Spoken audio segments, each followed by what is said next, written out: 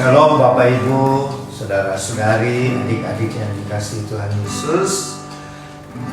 Selamat berjumpa lagi di hari Minggu tanggal 30 April tahun 2023, di mana sebentar lagi kita akan beribadah dan perjamuan kudus keluarga Warlord Ministry.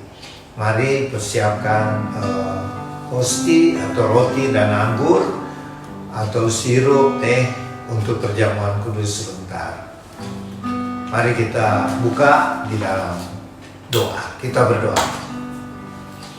Ya Tuhan Allah, Bapa kami di surga, kami mengucap syukur di pagi hari menjelang siang hari ini, hari Minggu tanggal 30 April tahun 2023. Karena kemurahan Tuhan, kasih setia Tuhan, kami bisa beribadah dan melakukan perjamuan kudus keluarga Warlord Ministry pada hari ini.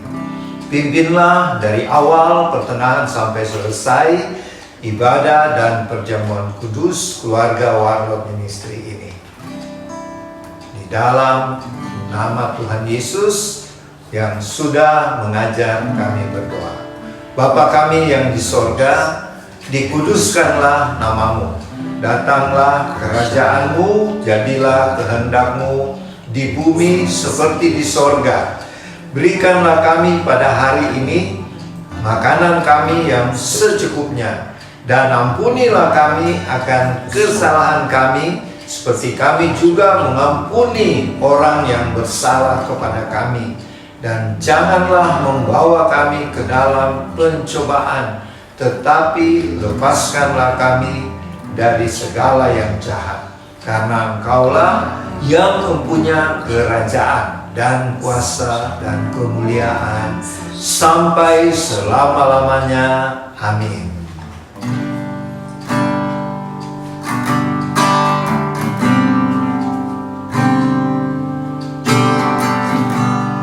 Kaulah Allahku,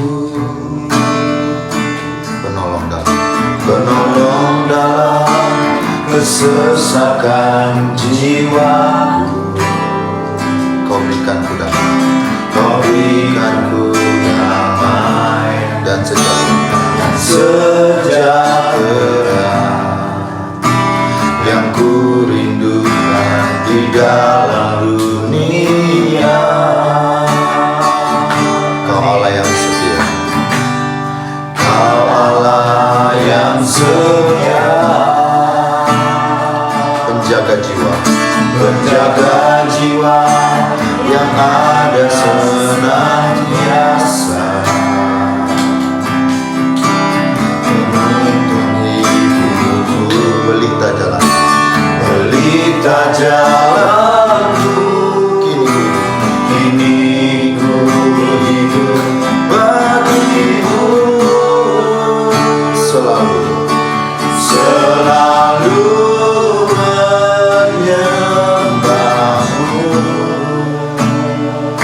jadikan dirimu tempat bertahanku.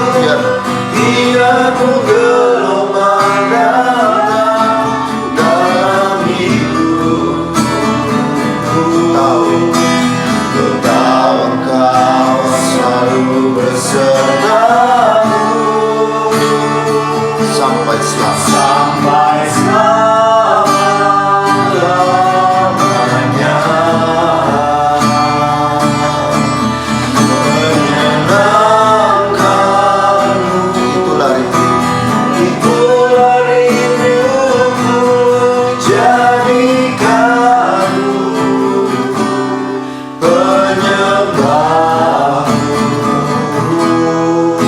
Yang taat kepada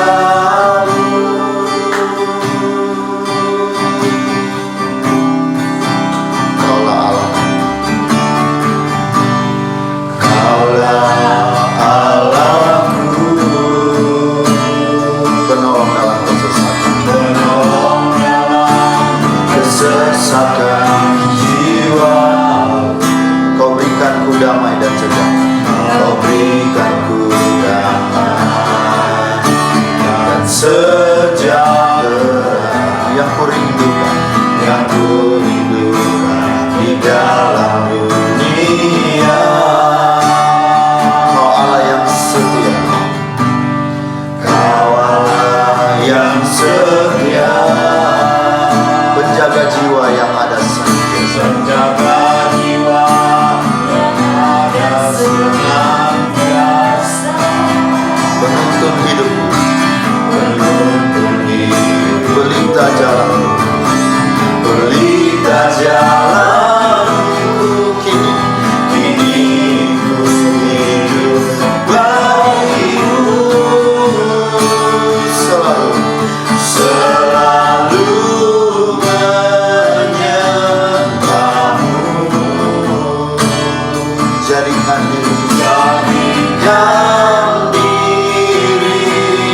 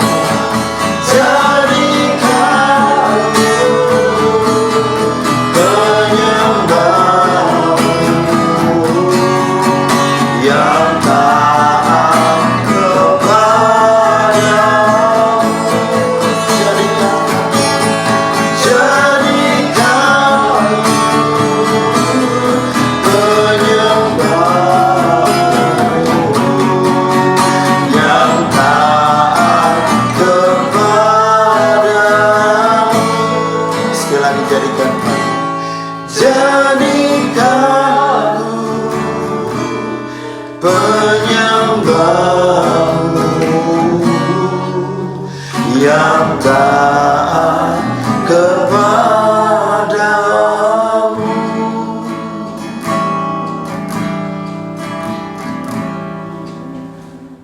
Bapak Ibu, saudara-saudari dan adik-adik yang dikasihi Tuhan Yesus, kini saatnya kita masuk dalam pemberitaan firman Tuhan. Firman Tuhan yang akan diberitakan saat ini adalah dari kitab Wahyu pasal 19 ayat 1 sampai ayat 10. Kitab Wahyu pasal 19 mulai dari ayat 1 sampai dengan ayat 10. Marilah sebelumnya kita berdoa. Bapa di surga, terima kasih Tuhan buat kesempatan yang berharga dan indah saat ini untuk kami menerima firman Tuhan yang adalah pedoman, terang bagi jalan kami. Dan Roh Kudus, pimpinlah hamba-Mu yang akan memberitakan firman-Mu agar sesuai dengan kehendak-Mu, rencana-Mu, Allah Roh Kudus. Berfirmanlah ya Bapa, kami semua siap menerima serta melakukan firman-Mu di dalam nama Tuhan Yesus. Amin. Wahyu pasal 19 ayat 1 sampai 10. Kemudian daripada itu, aku mendengar seperti suara yang nyaring dari himpunan besar orang banyak di sorga, katanya, Haleluya, keselamatan dan kemuliaan dan kekuasaan adalah pada Allah kita, sebab benar dan adil segala penghakimannya. Karena ialah yang telah menghakimi pelacur besar itu, yang merusakkan bumi dengan percabulannya. Dan ialah yang telah membalaskan darah hamba-hambanya atas pelacur itu. Dan untuk kedua kalinya mereka berkata, Haleluya, ya asapnya naik sampai selama-lamanya. Dan ke-24 tua-tua dan keempat makhluk itu tersungkur dan menyembah Allah yang duduk di atas takhta itu. Dan mereka berkata, Amin, Haleluya. Maka kedengaranlah suatu suara dari takhta itu, Pujilah Allah kita, hai kamu semua hambanya, kamu yang takut akan Dia, baik kecil maupun besar. Lalu aku mendengar seperti suara himpunan besar orang banyak, seperti desau air bah dan seperti deru guruh yang hebat, katanya, Haleluya, karena Tuhan Allah kita yang Maha Kuasa telah menjadi Raja. Marilah kita bersuka cita dan bersorak-sorai dan memuliakan Dia. Karena hari perkawinan anak domba telah tiba dan pengantinnya telah siap sedia. Dan kepadanya dikaruniakan supaya memakai kain lenan halus yang berkilau-kilauan dan yang putih bersih. Lenan halus itu adalah perbuatan-perbuatan yang benar dari orang-orang kudus. Lalu ia berkata kepadaku, Tuliskanlah, berbahagialah mereka yang diundang ke perjamuan kawin anak domba. Katanya lagi kepadaku, perkataan ini adalah benar, perkataan-perkataan dari Allah. Maka tersungkurlah aku di depan kakinya untuk menyembah Dia, tetapi ia berkata kepadaku, janganlah berbuat demikian. Aku adalah hamba sama dengan engkau dan saudara-saudaramu yang memiliki kesaksian Yesus. Sembahlah Allah, karena kesaksian Yesus adalah roh nubuat. Amin. Bapak Ibu, saudara-saudari dan adik-adik yang dikasihi Tuhan, kalau minggu yang lalu kita membahas tentang jatuhnya Babel. Babel itu adalah sistem, baik sistem agama, sistem pemerintahan, dan ekonomi dari siapa? Antikris. Jadi di akhir zaman nanti itu kita sudah pengangkatan ya. Jadi kita tidak alami, tapi Tuhan sudah menubuatkan kepada Rasul Yohanes di Pulau Patmos sehingga ditulis di kitab Wahyu supaya kita pelajari. Kita tidak usah mengalami, kalau kita hidup benar kita akan mengalami pengangkatan. Dan kejadian berikutnya Tuhan akan menghukum antikris yang memerintah di masa 7 tahun itu. Di masa 7 tahun ini bagian terakhirnya, jadi di tahun ke-7 terjadilah peristiwa ini.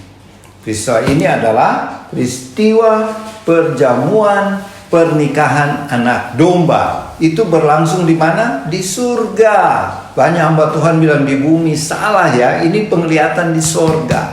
Jadi Rasul Yohanes melihat, pertama dia mendengar dulu banyak suara yang bernyanyi haleluya, keselamatan, kemuliaan, kekuasaan dari Allah kita. Sebab Allah kita itu adil. Dia sudah membalas dan menghakimi kerajaan Babel itu, yaitu antikris yang selalu menyiksa, menganiaya, membunuh pengikut-pengikut Tuhan Yesus.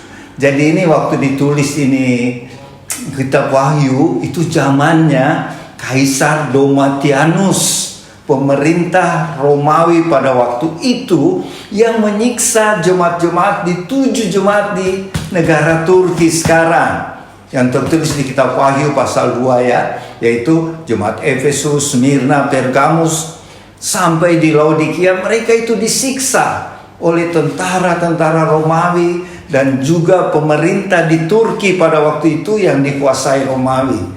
Dan Tuhan Yesus menghiburkan melalui Rasul Yohanes dengan mengirim surat yang ditulis menjadi kitab Wahyu. Dan ini puncaknya penghiburan Tuhan Yesus, bahwa kamu sabar saja. Jadi Tuhan berpesan, kalau bahasa hari-harinya Tuhan Yesus berpesan, sabarlah anak-anakku, pengikutku. Aku akan membalas penyiksaan, ketidakadilan, apalagi penganiayaan, kematian yang kamu alami sebagai martir, ya, karena mereka mempertahankan iman, mereka tidak mau menyangkal Tuhan. Kalau kita bahas di zaman sekarang, yaitu banyak godaan, banyak cobaan yang membuat kita mau menyangkal Tuhan Yesus. Jangan ya, kita harus tetap setia seperti jemaat 7 jemaat di Turki ya pada waktu itu. Ya, berdoalah warlot supaya suatu saat kita berkunjung ke tempat bekas 7 jemaat di Turki ini. Nah, kita kembali ke pembacaan kita. Jadi Rasul Yohanes waktu di Pulau Patmos mendapat pendengaran dan penglihatan. Pendengaran yaitu ayat 1-5 dari pembacaan kita tadi. Rasul Yohanes melihat banyak orang di surga ya, termasuk ke-24 tua-tua, keempat makhluk, dan itu adalah malaikat-malaikat Tuhan ya. 24 tua-tua itu mewakili orang-orang percaya perjanjian lama, 12 suku Israel dan 12 murid-murid, jadi jumlahnya 24. Itu juga mewakili kita ya. Jadi Bapak Ibu di surga, mudah-mudahan kita itu juga memuji Tuhan, bahwa haleluya sampai 4 kali loh. Di Wahyu pasal 19 perkataan haleluya atau puji Tuhan itu ada 4 kali disebut, yang memuji bahwa Tuhan Yesus itu adalah Raja yang adil, yang membalas segala kejahatan. Makanya Tuhan Yesus berpesan, jangan membalas kejahatan dengan kejahatan. Hak penghakiman ada padaku, ada pada Tuhan Yesus. Ada orang selalu bilang, "Opa, kalau kita lihat itu orang yang tidak benar, kok hidupnya enak ya, gemuk-gemuk." Itu seperti di Mazmur 73. Ini jawabannya. Ada waktunya Tuhan akan menghukum mereka. Orang-orang jahat itu akan dihukum kalau mereka tidak bertobat ya. Jadi kita tidak usah iri hati melihat orang-orang fasik hidupnya berkemewahan, hidup berkelimpahan, karena ada waktunya kalau mereka tidak bertobat dihakimi. Itu yang waktu zaman kerajaan Babel ya. Jadi kita kembali ke pembacaan kita. Setelah puji-pujian umat Tuhan di sorga dengan haleluya, haleluya, terpujilah Tuhan Yesus yang keselamatan dan kemuliaan, kekuasaan ada pada Tuhan Yesus. Itu puji-pujiannya. Dan kemudian mulai ayat 6-10 tentang perjamuan kawin anak domba. Perjamuan kawin anak domba ini terjadi di tahun ke-7 masa pemerintahan antikris di bumi. Kita yang sudah rapture, sudah naik ke sorga, pada tahun ke-7 pemerintahan antikris, kita melaksanakan bersama Tuhan Yesus apa? Perjamuan kawin anak domba. Kalau perjamuan terakhir Tuhan Yesus berlangsung di mana? Di Yerusalem. Itu yang dibilang Last Supper atau perjamuan terakhir yang berlangsung di ruangan atas. Di rumahnya siapa? Markus. Markus, penulis Injil Markus itu orang kaya raya ya di Yerusalem.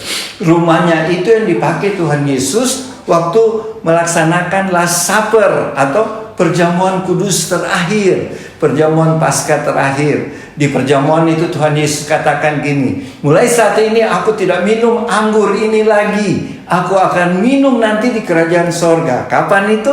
Pada pesta pernikahan anak domba. Janji Tuhan ditepati waktu kita mengikuti pesta pernikahan anak domba di surga. Tuhan kembali melakukan perjamuan, ya. Nah, jadi itulah janji Tuhan, aku akan lakukan nanti di kerajaan surga pada waktu ini, pesta pernikahan anak domba. Sekarang jadi pertanyaan ya, kapan terjadinya? Terjadinya yaitu 7 tahun, di akhir 7 tahun masa pemerintahan Antikris di bumi, kita bersama Tuhan Yesus menyelenggarakan pesta pernikahan anak domba. Yang menjadi pengantin siapa? Itu pertanyaannya dulu. Satu, siapa yang menjadi mempelai di pengantin pesta pengantin anak domba ini? Yang menjadi pengantin pria diibaratkan adalah Tuhan Yesus. Dan jemaat Tuhan yang mulai hidup zaman Pentakosta, jadi waktu hari keturunan Roh Kudus di Yerusalem, zaman itu jemaat Tuhan sampai jemaat di pengangkatan, rapture nanti, itulah yang menjadi pengantin, calon-calon mempelai Tuhan Yesus dalam pesta pernikahan anak domba. Jadi jelas ya, pengantinnya yang pria Tuhan Yesus, pengantin wanita adalah jemaat Tuhan termasuk kita. Yang zamannya mulai dari Pentakosta sampai masa pengangkatan. Itulah calon mempelai Tuhan yang hidup kudus dan benar, ya.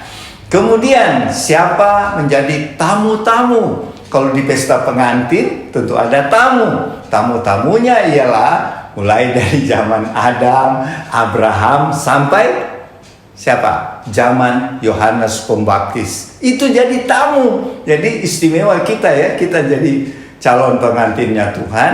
Jadi tamu-tamu di pesta itu mulai dari zaman Adam, Abraham sampai di zaman Yohanes Pembaptis. Ya, jelas ya? Sudah. Dan yang menyelenggarakan, yang bagian konsumsi, bagian atur makanan dan lain-lain siapa? Malaikat-malaikat di sorga. Makanya ini pesta yang paling besar yang pernah akan ada dan paling unik, ya. Dan supaya kita mengerti betul di bangsa Yahudi, di bangsa Israel tentang pernikahan ini ada adat istiadatnya yang tentu berbeda dengan adat istiadat pernikahan di Indonesia. Saya jelaskan secara singkat ya, supaya kita mengerti apa itu pesta pernikahan anak domba. Kalau orang Yahudi zaman Tuhan Yesus, zaman Yohanes tulis ini kitab Wahyu, bahkan sampai sekarang masih juga berlangsung adat ini. Pertama, masa pertunangan. Masa pertunangan itu orang Yahudi dari sejak kecil, masih 2 tahun sudah dipertunangkan. Jadi seperti Yusuf dan Maria itu sudah dipertunangkan sejak umur 2 tahun, masih anak-anak, bahwa mereka nanti akan jadi suami istri. Dan menurut kitab-kitab tua Yahudi, Maria kawin di umur 15 tahun. Yusuf sekitar 21 tahun, jadi beda 6 tahun ya. Yusuf si tukang kayu, ayah fisiknya Tuhan Yesus, dan Bunda Maria 15 tahun waktu menikah. Jadi mereka sudah dipertunangkan. Itu adat istiadat Yahudi ya. Pertama dipertunangkan. Kemudian satu saat orang tua dari laki-laki mempelai pria akan membawa mahar. Apa itu? Mas kawin kepada orang tua calon mempelai wanita. Ya. Mahar itu dari si bapak, bukan dari si laki-laki ya. Bapak calon mempelai pria. Jadi kalau Ciko dulu menikah, harusnya saya yang bawa itu mahar, bukan Ciko. Dan itu disediakan kalau sistem Yahudi, orang tua laki-laki yang sedia, bukan si pengantin. Nah di Indonesia harus si pengantin ya. Nah ini beda kan cara Alkitab zaman waktu Yahudi, zaman Tuhan Yesus. Orang tuanya Yusuf yang sediakan, bukan Yusuf ya. Ini yang saya tahu dari adat istiadat Yahudi ya. Bawa mahar atau mas kawin itu kepada orang tuanya Maria misalnya ya. Dan setelah diterima mereka akan atur tahun depan baru kawin. Jadi belum kawin betul ya, belum menikah, belum pernikahan ya. Dan ini yang dialami oleh Yusuf dan Maria waktu hamil. Tetapi buat orang Yahudi setelah bawa mahar itu sudah dianggap mereka sudah menikah. Tapi belum boleh hidup sebagai suami istri. Mengerti ya? Jadi mereka sudah dipertunangkan. Waktu itu Yusuf 21 tahun, Maria 15. Tapi tidak boleh sebagai suami istri. Tetapi mereka secara adat dianggap sudah menikah. Tapi tunggu diberkati dulu. Jadi waktu Yusuf dan Maria pergi ke Bethlehem, diberkati oleh siapa? Sakaria, suami Elizabeth ya, imam besar, diberkati. Mereka sah jadi suami istri, baru Tuhan Yesus lahir. Ya, gitu ya ceritanya. Jadi kembali lagi di kisah yang kita baca di Wahyu ini, waktu Tuhan Yesus, Bapa di sorga melamar jemaat, yaitu kita yang percaya Tuhan Yesus sungguh-sungguh. Bapa di surga membayar maharnya atau mas kawinnya dengan apa? Darah anak domba, yaitu darah Tuhan Yesus di kayu salib. Itulah mahar mas kawin kita yang tidak bisa dinilai dengan uang. Jadi kita sudah dibeli dengan darah yang sangat mahal, darah Tuhan Yesus. Jadi kita sekarang jemaat Tuhan sudah menjadi tunangannya Kristus. Sudah dibeli ya, sudah diberikan mahar. Dan kita akan tunggu nanti pesta pernikahan kita, yaitu pesta pernikahan anak domba di sorga. Jadi kita sebagai calon-calon mempelai Tuhan Yesus, tunangan Tuhan Yesus saat ini yang hidup di bumi, marilah kita hidup kudus, melakukan amal soleh. Itulah sebabnya para pengantin itu ditulis di ayat 8, mereka memakai pakaian putih, kain lenan halus dan berkilau-kilauan putih bersih. Itu adalah baju pengantin wanita kita ya. Itu adalah kita hidup kudus dan benar dan melakukan perbuatan amal soleh, sehingga kita memakai kain lenan putih yang berkilauan. Tamu-tamunya pakaian apa? Jubah putih. Beda ya. Jubah putih dengan kain lenan. Kain lenan itu kain yang mahal sekali ya. Itu baju pengantin. Tamu-tamu semua harus memakai jubah putih ya. Nah, itulah Bapak Ibu Saudara-saudari. Jadi kalau menurut cerita pernikahan Yahudi, Tuhan Yesus sekarang pergi. Jadi setelah pelamaran kasih mahar, si calon pengantin laki-laki pulang kembali ke rumah bapaknya. Kalau sekarang Tuhan Yesus pulang kembali ke surga. Dan waktu calon mempelai pria kembali ke rumah bapaknya, mereka siapkan tempat untuk calon wanita. Jadi di adat Yahudi, seorang bapak, jadi seperti bapaknya Yusuf ya, di situ tinggal 4 generasi. Ya, jadi Tuhan Yesus, kalau Tuhan Yesus punya anak lagi, jadi ada 4 generasi tinggal di satu rumah. Beda di Indonesia ya, setelah kawin keluar rumah. Nah ini beda adat istiadat bangsa pilihan Allah, beda. Kadang-kadang kita rasa lebih benar ya, tapi tentu yang benar adat istiadat bangsa Israel karena mereka dipilih Tuhan ya.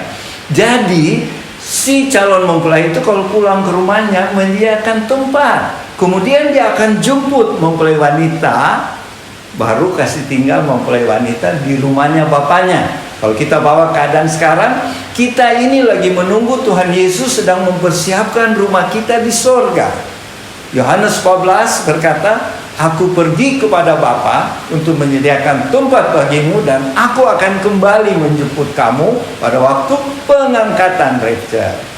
Jadi mari Bapak Ibu Saudara-saudari, adik-adik, khususnya teman-teman Warot, kita tetap setia, sukacita melayani Tuhan Yesus, melayani sesama. sampai Tuhan Yesus datang, sehingga kita akan mengalami pengangkatan dan satu saat akan berpesta sukacita dalam pesta pernikahan anak domba. Semoga apa yang saya sampaikan bisa menjadi berkat bagi kita sekalian. Terima kasih. Om Apalar akan melanjutkan untuk lebih menyempurnakannya. Shalom, terima kasih. Tuhan Yesus memberkati. Selamat siang Bapak Ibu, teman-teman di rumah, khususnya tim Warlock. Kita berjumpa lagi pada hari ini. Saya menambahkan apa yang Opa katakan tadi. Saya mau katakan bahwa pembacaan kita di Wahyu 19 itu menceritakan apa rencana Tuhan yang 19 ke belakang, bagaimana rencana Tuhan menyatakan dunia ini. Ya, kita sudah harus tahu. Saya berulang-ulang katakan bahwa 19 ke bawah itulah rencana Tuhan menyatakan pada kita dunia bahwa kehidupan dunia ini ada di dalam tangan dan otoritasku. Memang di dalam perjalanan ada pilihan-pilihan bagi manusia untuk mengatakan bahwa kita ada di pihak Tuhan atau tidak. Ya, kalau kita di pihak Tuhan, kita akan mengerti bagaimana Tuhan membentuk bumi ini, membentuk dunia ini, menyatakan otoritasnya, membuktikan bagaimana dia berotoritas atas kehidupan ciptaannya. Yang dia mau katakan ada bukti, menyatakan pada lawannya adalah iblis, roh iblis yang selalu rencana menghancurkan kehidupan anak-anak Tuhan, kehidupan ciptaan Tuhan. Ya, tapi rancangannya itu Tuhan membalikan menjadi suatu bukti, suatu kenyataan bahwa kehidupan di dalam Tuhan, apa yang Tuhan buat tidak pernah sia-sia. Di situ saya ulangi lagi, kita akan mengadakan bagi umatnya, dia mengatakan kebebasan kita untuk memilih kepada Tuhan sendiri atau di pihak iblis. Nah, itulah pada akhirnya semua kita sudah baca sampai pada Wahyu 18 bagaimana Tuhan menyatakan kehidupan otoritasnya dia terhadap bumi ini. Setelah itu kita akan sudah masuk pada Wahyu 19 ini, bahwa setelah aku berjuang bersama anak-anakku, kita akan mengadakan satu hal yang indah sekali, suatu pesta, yaitu yang Tuhan katakan, yang Opa katakan tadi adalah pesta perkawinan. Perkawinan berarti pesta, bagaimana membuktikan Tuhan bersatu, kita bersatu, menyatakan kenyataan bahwa umatnya yang berpihak kepada dia dan sudah menjadikan anak-anaknya, bagaimana dia menyatakan kepada dunia dan pada kita dia memberitahukan kita akan bersatu, duduk di dalam satu perkawinan anak domba, ya, perkawinan dengan Tuhan. Saya tidak mengupasnya lagi karena Opa tadi sudah katakan, tapi saya sangat sukacita mengatakan perkawinan, ya, perkawinan dengan Tuhan. Kita masih seperti di perjanjian baru, ada mengatakan kita dipertunangkan, kita masih status tunangan, ya. Tadi Opa sudah katakan kita sudah dilamar oleh Tuhan dan kita mempunyai mahar, ya. Tuhan bawa mahar untuk kita, yaitu darahnya. Saya ingin Bapak Ibu teman-teman di rumah merenungkan ini lebih dalam. Kalau kita merenungkan lebih dalam dengan Tuhan, kita adalah umat ciptaan manusia, ciptaan Tuhan yang paling berbahagia, sangat berbahagia. Mahar kita adalah darah. Dan pada akhir dunia, darah itu sangat nyata kuasanya. Mahar itu sangat nyata kuasanya bagi tunangannya. Tuhan adalah kita. Kita pakai mahar itu menjadi kekuatan kita. Saya ingin sekali dan saya suka merenungkan ini. Karena waktu kita merenungkan, kita merasa sangat bahagia. Tidak ada yang sia-sia di dalam Tuhan. Kita berpesta bersama Tuhan. Kita berkawin, ya, setelah kita dipertunakan sekian tahun, sekian abad yang percaya kepada Tuhan, dan tiba saatnya kita masuk dalam penyatuan kita dengan Tuhan secara nyata, yaitu perkawinan.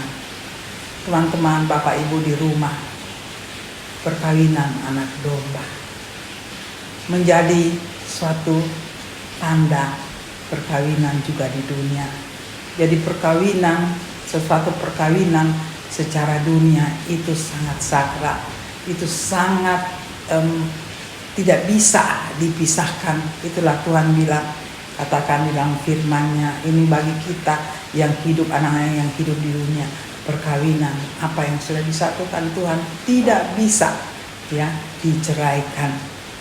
Ya, itu kalau kita mau berbicara itu panjang, tetapi Tuhan, pemahaman ini kita bawa untuk kita merenungkan kasih Tuhan, ya.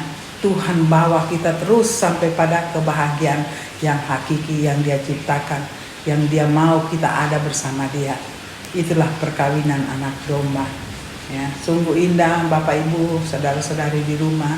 Mari kita jaga hidup kita, kekudusan kita, menjaga sebagai pengantin wanita, menjaga kesucian kita, kekudusan kita, untuk menyambut kekasih kita yang akan menjemput sebentar lagi di awan-awan, menjemput kita, khususnya yang Tuhan sudah pilih, yang Tuhan sudah undang untuk kita merayakan pesta perkawinan di surga. Dan zaman akhir ini begitu banyak penglihatan Tuhan nyatakan sudah tersedia pesta perkawinan, kursi-kursi, ya, ada nama-nama, itu sangat panjang kesaksiannya, tapi kita perlu tahu bahwa Tuhan punya rencana, tidak pernah Dia simpan. Dia nyatakan semua, dan pada akhirnya semua terwujud, semua terjadi. Apakah yang kurang kalau kita bersama Tuhan? Semua Dia pelihara, kita tidak perlu takut. Memang kehidupan dunia sangat takut, ya, secara daging. Tapi Tuhan katakan tidak usah takut, tidak usah khawatir, aku ada di situ. Membaca Wahyu 19 ini menjadi satu kekuatan kita menjaga hidup kita. Apa yang Tuhan mau saat ini kita nyatakan pada dunia kita, bahwa sebentar lagi kekasih kita akan datang menjemput kita. Mari kita siapkan hati kita menyiapkan keluarga kita untuk menyambut kekasih kita menjemput kita, yaitu masa rapture yang kita istilahkan pengangkatan. Dan kini kita adalah generasi di situ. Kita jaga kekudusan kita, terutama keluarga kita. Terima kasih, hanya ini saja saya singkat, sangat singkat, tapi saya sangat berbahagia karena kita adalah orang-orang terpilih menjadi kekasih tunangan Tuhan di saat Dia akan menjemput. Dalam kekudusan kita jaga Dia, kita akan tinggal kita menyambut penjemputan itu dengan sukacita lebih daripada dunia ini. Itu saja, Tuhan memberkati. Kiranya Bapak Ibu setelah mendengar ini, bisa, saya sangat inginkan Bapak Ibu di rumah bisa membaca ulang firman Tuhan dan menyelidiki, bisa mendapatkan hal yang lebih daripada apa yang kami bawakan pada siang ini, pada hari ini. Itu saja, Tuhan memberkati. Sampai kita bertemu minggu depan. Maranatha. Amin. Bapak Ibu, saudara-saudari dan adik-adik yang dikasihi Tuhan Yesus, setelah pemberitaan firman Tuhan tadi tentang perjamuan pernikahan anak domba, kini kita akan memasuki perjamuan kudus. Untuk itu sediakanlah roti atau hosti, anggur atau sirup, teh, dan mari kita berdoa sebelum melaksanakan perjamuan kudus. Kita berdoa. Terima kasih Bapa di surga buat firman-Mu yang sudah ditaburkan tadi tentang perjamuan pernikahan anak domba, di mana kami berpengharapan Tuhan bahwa kamilah yang akan menjadi calon-calon mempelai Tuhan Yesus dalam pernikahan anak domba nanti. Terima kasih Tuhan Yesus. Sekarang kami mau melakukan perjamuan kudus karena perintah-Mu. Kami harus lakukan ini sampai kedatangan-Mu yang kedua kali. Kuduskanlah, berkatilah baik hosti, roti, anggur, sirup, ataupun teh yang disediakan oleh Bapak Ibu, adik-adik, saudara-saudari di rumah masing-masing, di tempat tinggal masing-masing, dan juga yang ada di House of Our Lord di Sentul City ini. Berkatilah ya Tuhan, kuduskanlah, dan ampunilah dosa-dosa salah kami Tuhan. Kami juga mengampuni sesama kami, dan layakkanlah kami untuk menerima roti dan anggur yang adalah persekutuan dengan tubuh dan darah-Mu yang suci.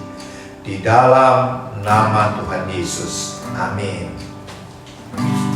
Ku berikan hatiku dan jiwaku, semuanya bagimu di dalam hidupku, di setiap waktu. Nyatakan jalanmu, ku berikan hatiku dan jiwaku, semuanya bagimu di dalam hidupku, di setiap waktu. Nyatakan jalanmu, ku berikan hatiku dan jiwaku, semuanya bagimu di dalam hidupku, di setiap waktu.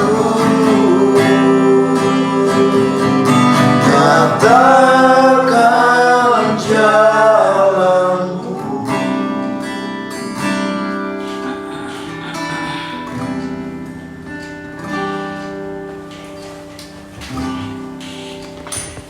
Kalau Bapak Ibu, saudara-saudari dan adik-adik sudah menerima hosti atau roti, anggur atau sirup, dan apabila hosti atau rotinya ada firman Tuhan, mari kita baca masing-masing. Dan ini merupakan pesan Tuhan ya buat kita semua, dan khususnya bagi keluarga Warlord Ministry. Mari kita baca ya pesan Tuhan lewat firman-Nya.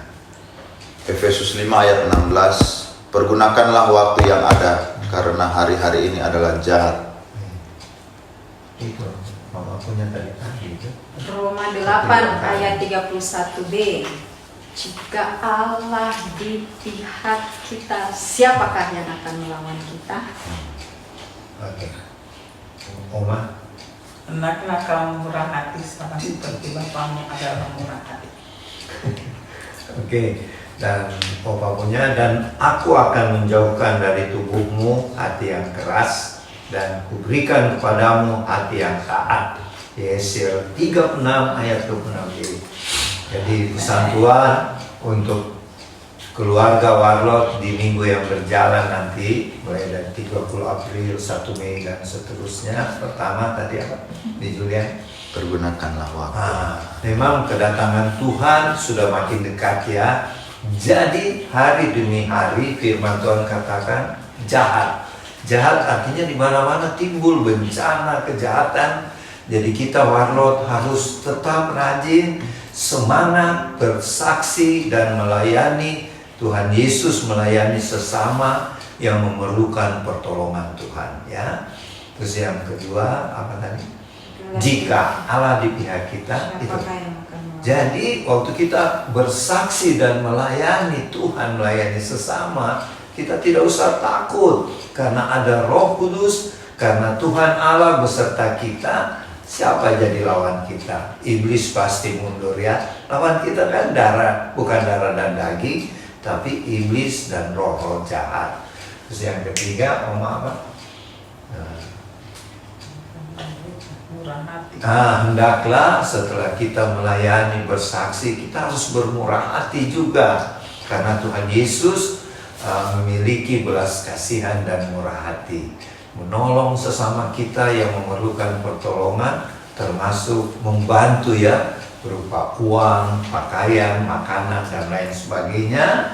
Dan untuk itu kita harus menjauhkan diri kita masing-masing warlot dari hati yang keras. Hati yang keras itu tidak mau berbelas kasihan, lihat sesamanya yang sedang menderita, memerlukan pertolongan Tuhan seperti domba yang hilang, anak yang hilang ya. Jangan kita miliki hati yang keras itu ya. Kita harus berbelas kasihan ya. Itulah pesan khusus buat kita warlot memasuki bulan baru, tanggal yang baru 1 Mei nanti. Jadi 30 April, 1 Mei sampai tanggal 6 Mei ya, seminggu. Mari kita terima hosti atau roti yang adalah persekutuan dengan tubuh Tuhan Yesus. Firman Tuhan berkata di 1 Korintus pasal 11 ayat 23 sampai 25, bunyinya demikian. Tuhan Yesus pada malam waktu Tuhan diserahkan, Tuhan mengambil roti, dan sesudah itu Tuhan Yesus mengucap syukur atasnya. Tuhan memecah-mecahkannya dan berkata, inilah tubuhku yang diserahkan bagi kamu. Perbuatlah ini menjadi peringatan akan aku. Kita ucapkan sama-sama, terima kasih Tuhan Yesus. Kami akan ingat selalu pengorbananmu sebagai anak domba Allah yang sudah menganugerahkan kepada kami keselamatan hidup yang kekal. Terima kasih Tuhan. Kami terima roti hosti yang adalah persekutuan dengan tubuh-Mu yang kudus. Di dalam nama Tuhan Yesus kami terima dengan iman. Silakan makan dalam nama Tuhan Yesus.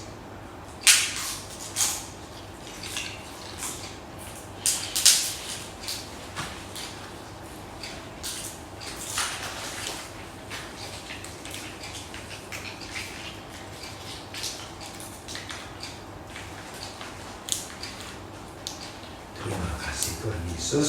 Kita angkat cawan perjamuan.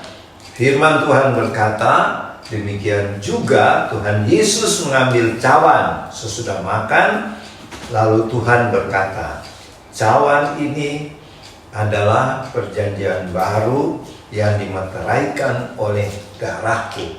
Perbuatlah ini setiap kali kamu meminumnya menjadi peringatan akan aku.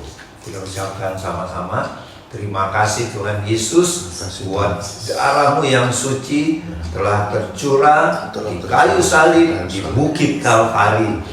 Darah-Mu yang suci sudah memeteraikan kami dan keluarga menjadi warga-warga kerajaan sorga, duta-duta kerajaan-Mu, untuk kami pergi memberitakan Injil Kristus, memenangkan jiwa-jiwa buat Tuhan Yesus.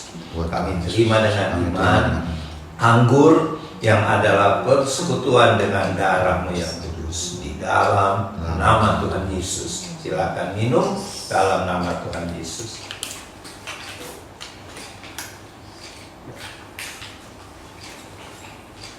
Marilah kita mengucap syukur dengan memuji Tuhan.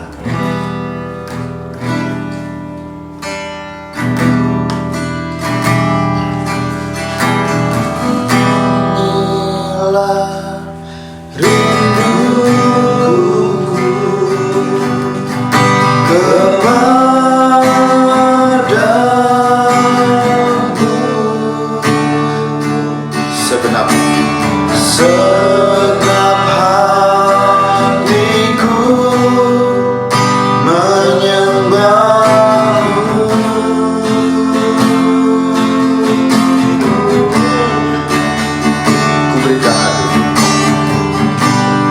Ku berikan hatiku dan jiwaku, semuanya bagimu di dalam hidupku, di setiap waktu. Nyatakan jalanmu,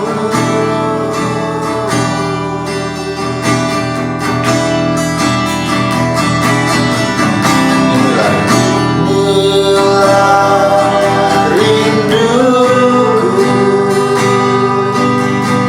kepadamu.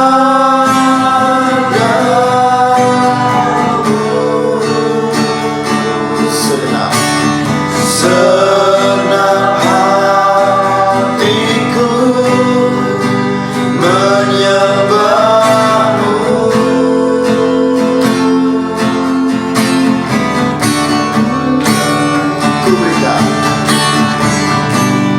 Ku berikan hatiku dan jiwaku, semuanya bagimu di dalam hidupku, di setiap waktu. Nyatakan jalanku, ku berikan hatiku dan jiwaku, semuanya bagimu di dalam hidupku, di setiap waktu. Nyatakan jalanku, ku berikan hatiku dan jiwaku, semuanya bagimu di dalam hidupku, setiap waktu. Nyatakan jalanku, nyatakan jalanku, nyatakan jalanku.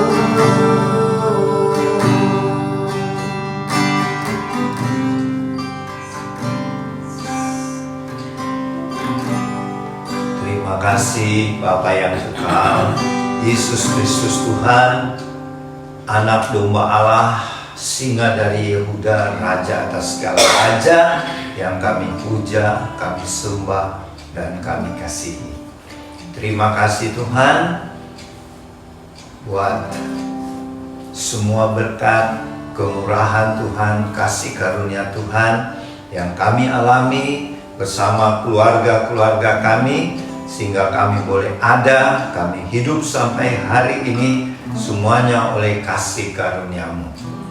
Dan kini Tuhan, kami berdoa buat pemerintah bangsa kami, Bapak Presiden Joko Widodo sekeluarga, Bapak Wakil Presiden Bapak Ma'ruf Amin sekeluarga, dan semua jajaran pemerintah kami, baik itu sipil, TNI, Polri, bahkan semua anggota-anggota DPR, baik di tingkat pusat sampai ke pelosok-pelosok daerah. Kiranya Tuhan mencurahkan roh takut akan Tuhan, sehingga pemerintah kami memerintah dengan adil dan bersih, sehingga Tuhan akan mempromosikan bangsa kami Indonesia yang akan memancarkan terang kemuliaan Tuhan, kasih Tuhan yang tiada terbatas itu. Kami berdoa juga Tuhan buat semua aparatur sipil negara kami, ASN, agar tidak terpengaruh dengan keadaan dinamika politik yang sedang panas dan keras yang terjadi saat ini di bangsa kami Indonesia. Juga kami doakan agar tenaga kerja dengan perjanjian kontrak yaitu TKPK agar tetap disiplin dalam menjalankan tugas-tugas mereka.